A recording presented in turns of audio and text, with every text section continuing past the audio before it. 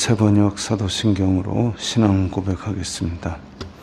저는 전능하신 아버지 하나님 천지의 창조주를 믿습니다. 저는 그분의 유일하신 아들 우리 주 예수 그리스도를 믿습니다.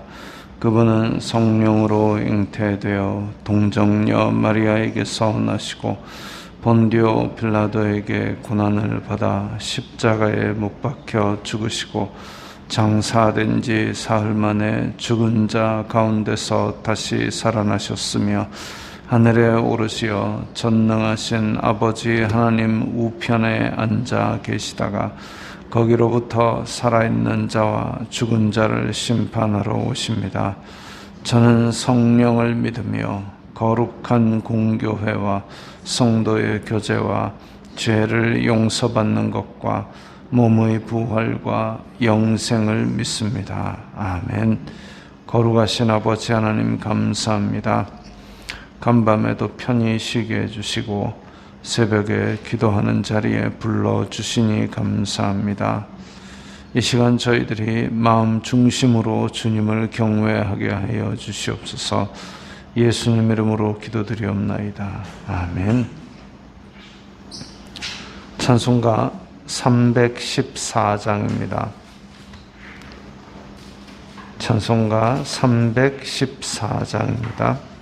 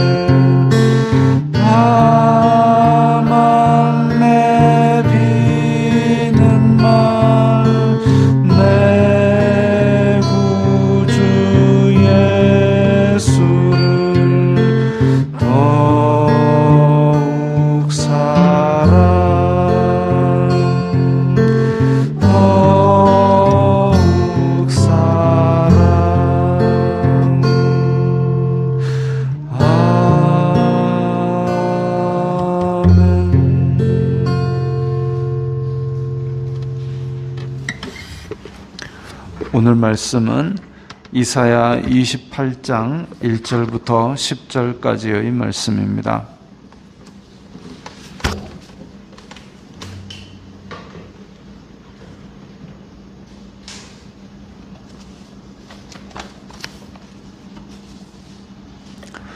이사야 28장 1절부터 10절까지의 말씀 함께 읽겠습니다. 에브라임의 술 취한 자들의 교만한 면류관은 화 있을진저 술에 빠진 자의 성 곧 영화로운 관같이 기름진 골짜기 꼭대기에 세운 성이여 쇠잔에 가는 꽃 같으니 화 있을진저 보라 주님께 있는 강하고 힘이 있는 자가 쏟아지는 우박같이 파괴하는 광풍같이 큰 물이 넘침같이 손으로 그 면류관을 땅에 던지리니 교만한 면류관이 발에 밟힐 것이라.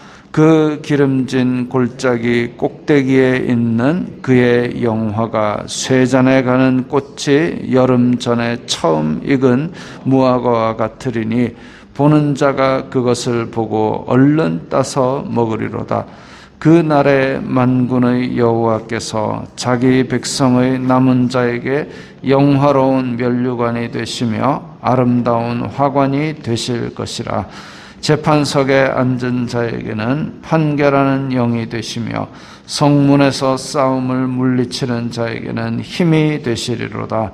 그리하여도 이들은 포도주로 말미암아 옆걸음치며 독주로 말미암아 비틀거리며 제사장과 선지자도 독주로 말미암아 옆걸음치며 포도주에 빠지며 독주로 말미암아 비틀거리며 환상을 잘못 풀며 재판할 때에 실수하느니 모든 상에는 토한 것 더러운 것이 가득하고 깨끗한 곳이 없도다.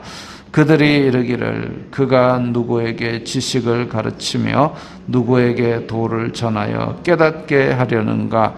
젖떨어져 품을 떠난 자들에게 하려는가?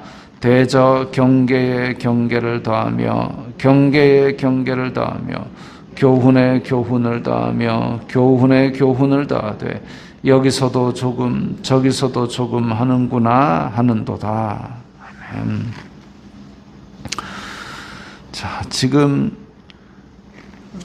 에브라임과 유다 이 두 군데가 다 엉망진창인 모습을 보여줍니다. 에브라임이라 그러면은 1절에 나오는 에브라임이라 그러면은 우리가 요셉의 아들, 그러니까 창세기에 나오는 야곱에게는 12아들이 있었는데 그 중에 12아들 중에 11째 요셉의 두 아들 에브라임과 므낫세가 있습니다. 에브라임이 사실 장자권을 물려받았죠. 그러니까 12명의 아들 중에 장자권을 물려받은 사람은 그 시기적으로 처음 난 아들인 르우벤이 아니라 11째인 요셉입니다. 사랑받는 아내 라헬에게서 태어난 요셉이 장자권을 받았고, 그리고 그 요셉의 두 아들 에브라임과 므낫세가 먼저 낳았지만 야곱이 손을 어긋맡겨서 에브라임이 장자권을 물려받았습니다. 그런데 이 장자권을 제대로 활용해서 정말 남은 11지파를 돌보고 또 그렇게 하나님을 잘 섬겼느냐 하면 그렇지 않고 오히려 사사기에서 장자의 그 목에 힘주는 그런 모습만 보여줍니다. 전쟁이 났을 때 제일 먼저 나가서 싸울 생각은 하지 않고 다 끝물에 왜 우리한테 말도 안 하고 싸웠느냐 이런 거나 하는 아주 희한한 장자권을 가졌던 지파가 에브라임입니다. 그러면 그때의 굳은 일들을 누가 도맡아 했느냐? 주로 유다 지파에서 도맡아 했습니다. 전쟁 나갈 때 제일 앞서 나가서 싸웠던 지파 유다 지파, 또 일 처리할 때 이런 때도 다 유다 지파가 그렇게 했는데, 자, 여전히 에브라임은 영향력이 있었던 큰 지파였습니다. 그런데 여기서 에브라임이다 그러면은 이제 북이스라엘의 대표적인 지칭하는 말이라고 볼 수 있겠습니다. 남유다, 그러니까 북남 왕국이 갈라질 때 남유다 지파에는 그야말로 비리비리하고 거의 없어지기 직전의 베냐민 지파만 유다 지파에 붙어서 그렇게 예루살렘 근처 지방을 차지하고 있었고, 나머지 10개 지파는 북이스라엘에 붙었던 것이죠. 북이스라엘에 붙어서 그 수도를 사마리아에 정해놓고 그렇게 지냈지만 하나님을 제대로 섬겼느냐? 아니요, 그렇지 않았습니다. 오히려 예루살렘에 가서 하나님을 섬길까 봐 예루살렘으로 가는 길목에다가 우상을 설치해 놓고 거기까지만 하고 백성들을 막았습니다.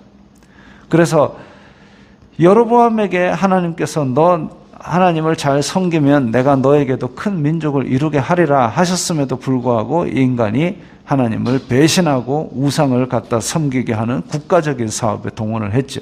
그래서 그때부터 이미 하나님과 어긋난 길을 걸은 게 북이스라엘 에브라임이었습니다. 지금 여기 1절에 에브라임이라는 얘기는 바로 그런 배경입니다.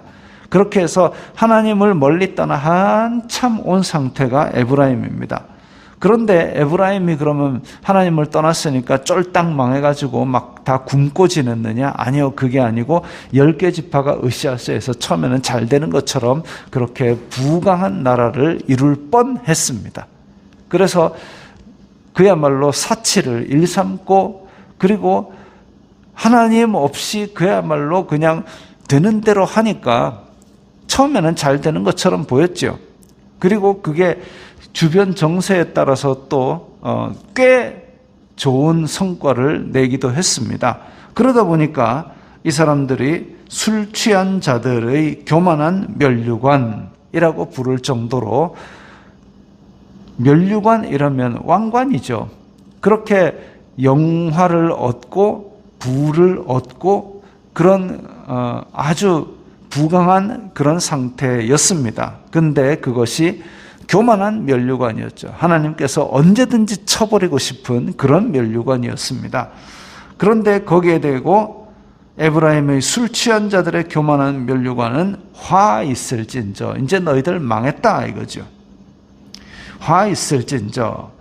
2절에 주님께 있는 강하고 힘 있는 자가, 그때 당시에 하나님께서 북이스라엘을 심판하는 도구로 사용하신 나라는 아시리아입니다. 아시리아. 그 북이스라엘보다 더 북동쪽에 있는 아시리아라는 나라, 지금도 세계사를 배울 때 한 번씩 등장하는 그야말로 싸움자라는, 순식간에 메소포타미아 지역을 다 잡아먹은 그 아시리아. 그 아시리아가 보라, 주님께 있는 강하고 힘 있는 자라 그랬습니다. 그때 당시에는 가장 강성한 나라였다 할지라도 하나님 손 안에 있는 도구였다라는 것이죠. 그런데 그 아시리아가 어떻게 쳐들어오느냐? 쏟아지는 우박같이, 파괴하는 광풍같이, 큰 물이 넘침같이. 사실 지금 이제 서울 지역에 호우주의보가 내렸다고 하는 소식을 지금 교회에 오는 그 차 안에서 라디오로 들었습니다. 찬송가 쫙 나오다 갑자기 띵띵띵 서울 지역에 호우주의보, 이런 얘기를 들었습니다. 얼마나 급하면 방송을 끊고 그러겠습니까? 그렇게 갑자기 많은 비가 쏟아져도 지금 하수도가 잘 되어 있는 우리나라에서도 이렇게 경고 방송을 할 정도로 큰 일입니다. 그런데 그때 당시에, 지금 뭐 몇천 년 전에 일어나는 일인데 우박이 쏟아졌다 이러면 뭐 혼비백산이죠. 우박, 광풍, 큰 물, 이런 것들이 사람이 어찌 손 쓸 수 없는 그런 큰 재난입니다.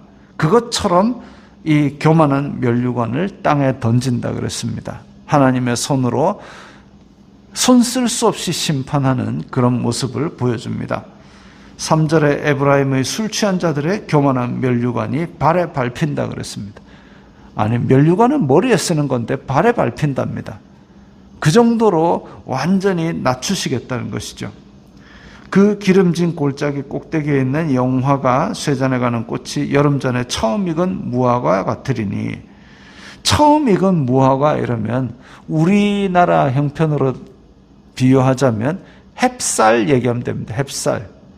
이렇게 처음 농사 지어가지고 그 해에 처음 익은 열매 얼마나 기다리겠습니까? 그렇게 기다려가지고 햅쌀이 탁 하면 그걸로 우리는 뭐합니까? 이거 언제까지 크나 한번 끝까지 지켜볼까? 이게 아니라 빨리 수확해서 처음 익은 열매로 맛있는 밥을 해 먹고 싶어 하죠. 마찬가지로 그 동네에서는 처음 익은 무화과 딱 열리자마자 호로록 답니다. 저희 교회 앞에 무화과 나무가 큰 게 2개가 있었습니다. 그래가지고 무화과가 싹 열리면 야 저거 조금만 더 익으면 맛있겠다라는 순간 다음날 보면 없습니다. 조금 익을만 하면 길 가는 사람들이 똑똑 따갑니다. 어떻게 알고 그 잘 익은 것만 다 따갑니다. 또 조금 더 익었다 싶으면은 그 다음에는 새가 와서 콕콕 쫍니다. 그거를 완전히 다 파먹는 것도 아니고 한 2번 콕콕 쪄가 빵꾸만 내고 갑니다. 그러면 빵꾸만 내놓으면 또 개미가 어떻게 알고 밑에서부터 까맣게 바글바글 몰려와가지고 그래서 좀 맛있게 익었다 싶으면은 또 개미가 바글바글합니다. 그런 것처럼 처음 익은 무화과라는 것은 기다렸다가 그냥 확 따가듯이 지금 에브라임의 교만한 면류관을 그렇게 무르익었다 싶은 것을 보기도 전에 따가는 그런 모습을 보여줍니다. 그날에 5절에 그날에 그 심판의 날에 여호와께서 자기 백성의 남은 자에게 영화로운 면류관이 되며 자 앞에는 교만한 면류관. 교만한 면류관은 언제 땅에 떨어질지 모르는 그러나 밟히는 면류관이라면 하나님께서는 영화로운 면류관이 되신다고 했습니다. 그날 하나님의 그 날은 죄인들 교만한 자들에게는 심판의 날인 동시에 또 하나님을 믿는 신실하게 인내하는 자들에게는 다시 회복시키는 그날, 생명의 그날, 회복의 그날이 되는 것이죠. 그런데 이렇게 하나님께서 그 날을 예비하시는데도 불구하고 7절에 보면 그리하여도 이들은 이제 남유다 지파입니다. 이 사람들은 포도주로 말미암아 옆걸음치며 하나님의 심판과 구원을 봤습니다. 지금은 이제 본 상태가 아니죠. 아수르로 인하여 북이스라엘의 교만한 면류관이 뒤집어지는 모습을 보는데도 불구하고 남유다 백성들은 포도주로 말미암아 옆걸음치며 다를 게 없다는 거죠.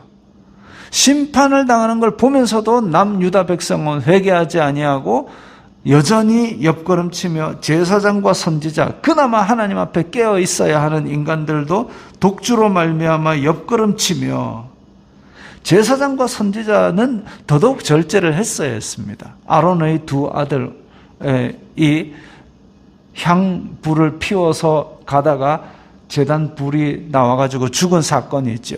그러고 나서 바로 하신 말씀이 제사장은 성소에 들어올 때에 술을 마시지 말아서 죽음을 면하라 그랬습니다.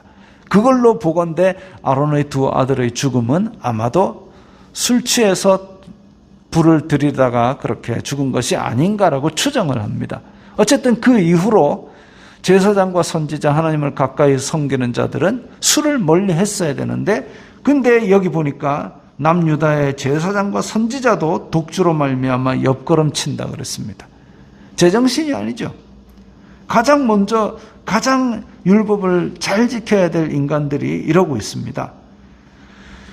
그리고 9절에 보면 그들이 이르기를 그가 누구에게 지식을 가르치며 누구에게 도를 전하여 깨닫게 하려는가. 지금 이사야를 조롱하고 있습니다. 야, 너 그렇게 외치고 있는데 누구를 가르치니? 내가 제사장인데, 내가 선지자인데. 경계에 경계를 더하며 이미 알고 있는 율법에다 네 한마디 더하고 아이고 또 그러나 이런 식으로 조롱하였다는 것이죠. 했던 소리 또 하고 또 하는구나. 하나님의 말씀은 이전부터 크게 다르지 않습니다. 왜? 하나님께서 우리에게 원하시는 것은 이미 오래전부터 여러 모양으로 말씀하셨기 때문에 그리고 구원 계획은 변하지 않습니다.